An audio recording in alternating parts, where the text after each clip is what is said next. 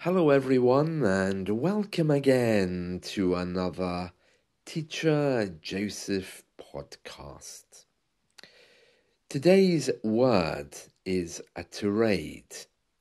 Now, a tirade is when somebody starts talking at great length negatively about a thing they don't like. Now, probably just like me, you have a friend who often goes on tirades and doesn't shut up. It can be very annoying. You go out for a quiet evening or a quiet dinner, you mention something, and the next thing you know, you're pulled into this big, long speech, and you think, oh, I'm sorry I mentioned that particular thing. And it kind of spoils the evening.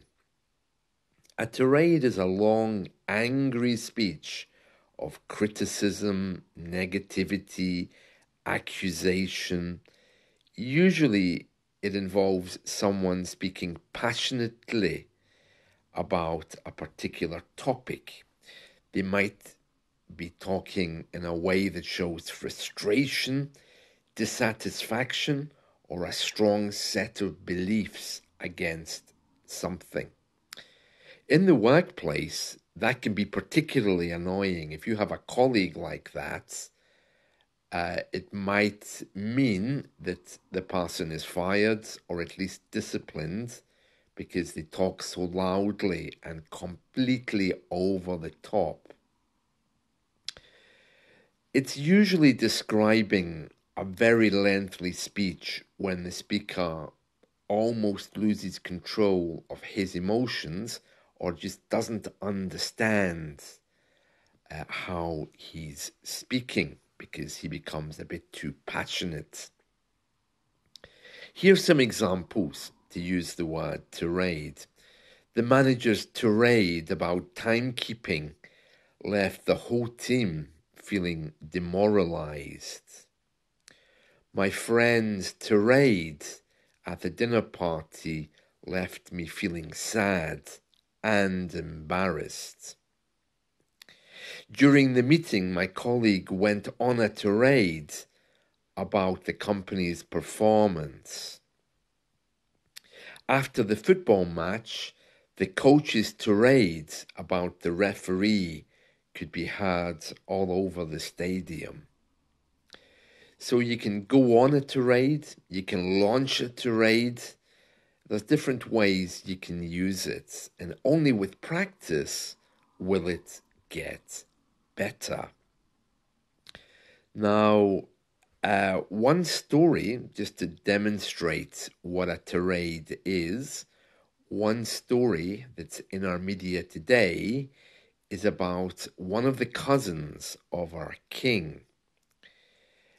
He's ran away and the police are searching for him because he threatened to kill someone, and he also went on a racist tirade at McDonald's.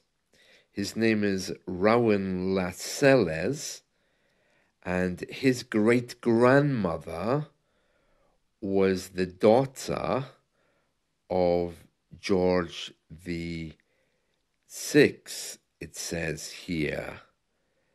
But that can't be right, because if his great-grandmother was a daughter of George the Sixth, that would mean that it would be the Queen's sister's family. So I think they've made a bit of a mistake here. But anyway, it looks like it's the first cousin or the second cousin of our Queen. And so it's the second cousin or the third cousin of King Charles.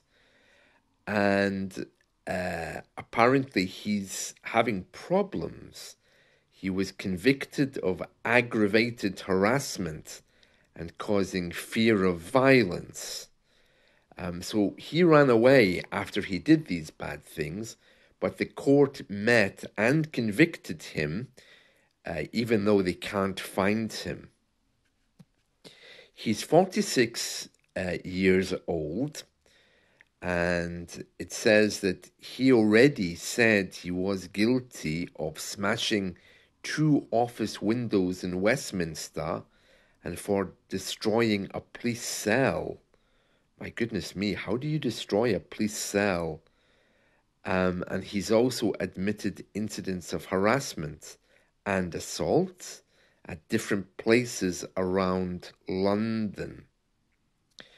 He's 68th in line to become king, so that's not going to happen. And he is a persistent offender who often causes problems in public. He failed to appear at his court case, and so the judge has issued a warrant to catch him and put him into prison. And they heard evidence that this man, the king's cousin, was threatening to kill somebody, and also his behavior with regards to racism was really bad as well. It goes on to say that over the years, he's made homophobic and racist remarks after running into a McDonald's in the past. They also believe that he's done other things as well, and they want to talk to him. So he'll be going to prison for using threatening words to cause fear of violence during one of his tirades, assault by beating, racially aggravated harassment, and he's accused of doing that twice, criminal damage 3 times, and one of those times was a police cell. A cell is where they hold you. I'm not sure how you could destroy a police cell. I mean, police cells, aren't they usually made of brick and stone with big metal doors? And he also used threatening words to cause harassment in one of his other tirades. So that tells you about tirades and what a tirade is. A tirade doesn't have to be aggressive or angry. You know, I love poetry, and I was reading a poem yesterday, and it was just a tirade of negativity. It was awful. I couldn't even finish it. By the way, speaking of poetry, today is World Poetry Day. So if you like writing poetry, or if you like English poetry, this is a great day to celebrate. I love poetry. And these last months, I've been uploading loads of different types of poetry to my website. So you must take a look at that if you like poetry. Poetry is often just a tirade of emotions. I don't like poetry like that. I like to write positive poetry to give people hope. I like to motivate people with poetry. You can change the world with poetry. And I know that in some places in the world, poetry is seen as something very special. Unfortunately, here in the UK, poetry is no longer celebrated. It's something of the past. It's something which is seen as being very particular or specialized. And, well, from my experience, people tend to laugh at those people who write poetry. It's like they're saying, well, go and get a proper job. Don't waste my time writing.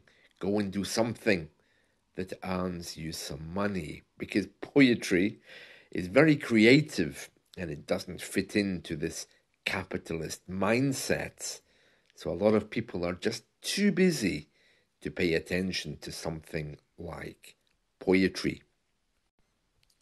I was talking to someone yesterday about this Kate gate scandal, which seems to be getting bigger and bigger. The media is now saying that someone's tried to access Kate's medical records at the hospital.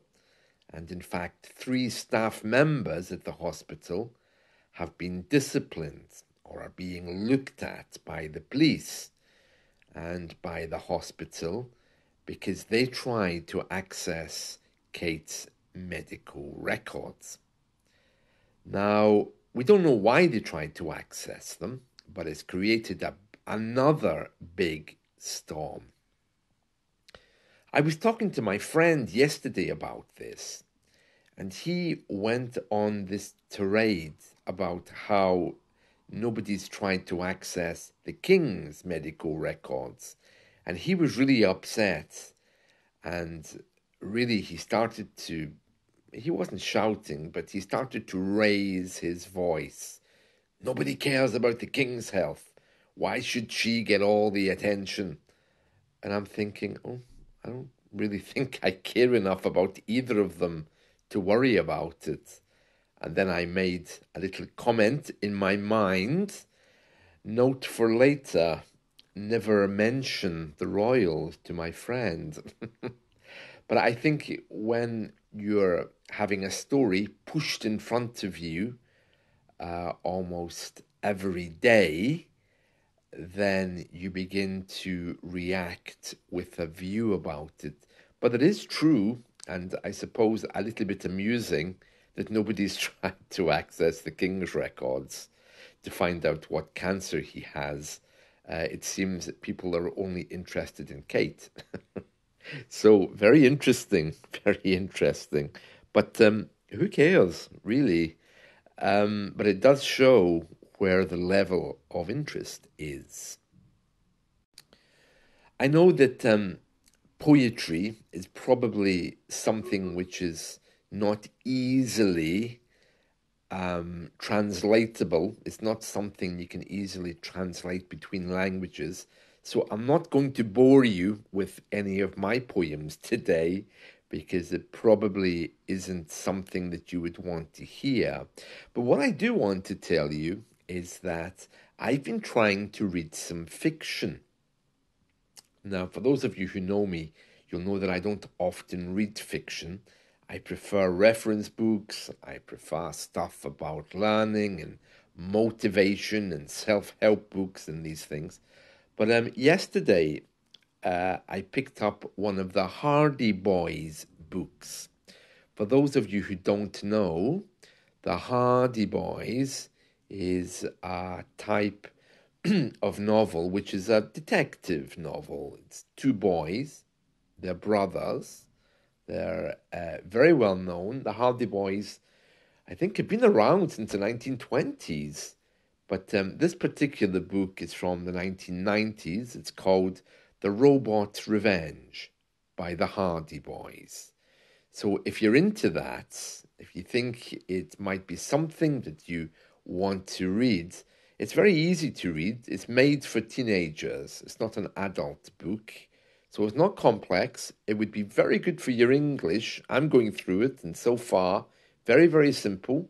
I think you would like it. The Robot's Revenge, The Hardy Boys, Robot's Revenge. And the author, I don't remember his name.